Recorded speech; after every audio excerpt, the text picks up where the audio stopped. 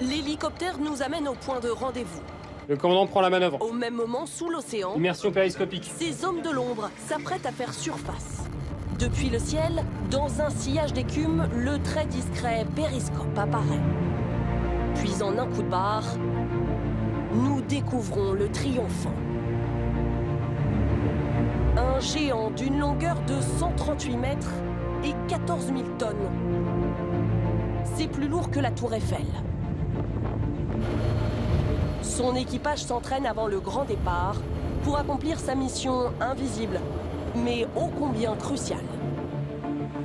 Ici, c'est tout simplement la raison d'être du sous-marin. Regardez, dans chacun de ces énormes tubes, il y a un missile nucléaire, 50 tonnes chacun, et en tout, il y en a pas moins de 16 à bord. Depuis 50 ans, des sous-mariniers français comme Sébastien se relaient en permanence en mer pour être prêts, si besoin, à utiliser ces missiles, l'arme ultime. Le missile M51 a une portée supérieure à 6000 km, avec un chargement de tête multiple qui va nous permettre d'atteindre différents objectifs juste avec le départ d'un seul missile.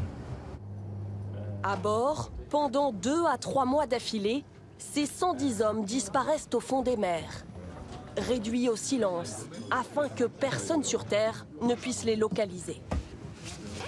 Tous les 10 jours, on a un message de 40 mots qui est écrit par notre famille. Vous, par contre, c'est 0. On ne doit pas répondre. Moins 5 degrés l'assiette. Aucun dialogue, y compris lorsque le bateau reçoit des ordres. Centrale de PC Radio, réception d'un message flash réservé commandant. Commandant, qu'est-ce qui se passe?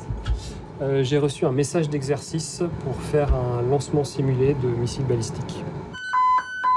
Autrement dit, Au poste de combat, au poste de combat. ils révisent une fois de plus la manœuvre de frappe nucléaire. C'est bon, tu viens avec moi? Allez, multifonction. Le commandant et son bras droit partent chacun dans leur cabine. Ce sont les seuls à bord qui connaissent l'intégralité de la procédure. Là, je vais ouvrir les codes d'engagement nucléaire et avec mon second, on va aller les déchiffrer. Il s'agit d'authentifier la décision de tir qui appartient uniquement au président de la République. Si on doit tirer quelque part, c'est l'échec de la dissuasion. C'est qu'elle n'a pas suffisamment dissuadé un pays extérieur de nous agresser. Pour assurer coûte que coûte leur mission de dissuasion, tenir jusqu'à 3 mois sans remonter à la surface, ils doivent aussi se préparer à toutes les avaries.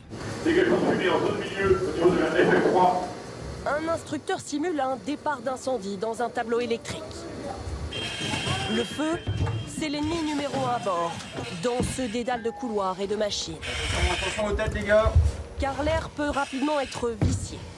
Ça nous est déjà arrivé. Il faut que l'équipage soit à même de réagir rapidement et pour maintenir la mission qui nous est confiée. Voici, on a un blessé. Une fois l'incendie éteint, Conscient et évancé. On vise doucement. il faut maintenant prendre en charge ce blessé fictif, Tenir bon, tenir bon. avec 1000 précautions. C'est pas une phase facile déjà. Ah non, non, là, compte tenu de l'exiguïté des locaux, et puis on a un blessé traumatisé, donc on essaie de ne pas aggraver ces traumatismes. Direction l'hôpital du sous-marin. Sur le plan neurologique, est-ce qu'il est bien conscient? Le médecin et ses 2 infirmiers ont si besoin la capacité d'opérer à bord. Là encore, il s'agit de tout faire pour éviter une évacuation et donc d'interrompre leur mission. On fait d'abord les 2 tours, on fera la rase après. En plus du Triomphant, l'armée française compte 3 autres sous-marins nucléaires lanceurs d'engins. En permanence, l'un d'eux, au moins, patrouille sous les mers, indétectable garant de la dissuasion nucléaire française.